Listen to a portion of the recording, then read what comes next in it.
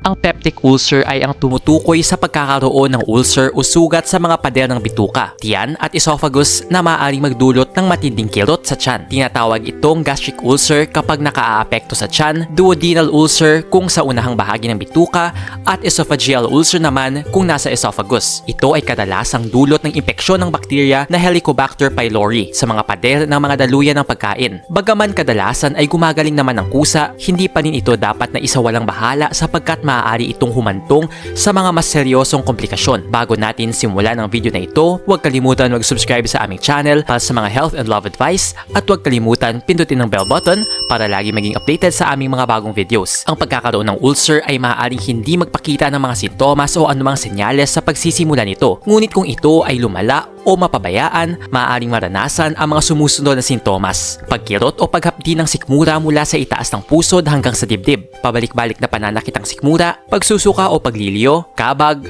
kawalan ng gana sa pagkain, pagkabawas ng timbang. Bukod sa mga ito, ang mga sintomas ay maaari pang madagdagan sa mga malalalang kaso gaya ng sumusunod: pagsusuka na may kasamang dugo, pagtatae na may kasamang dugo. Kailan dapat magpatingin sa doktor?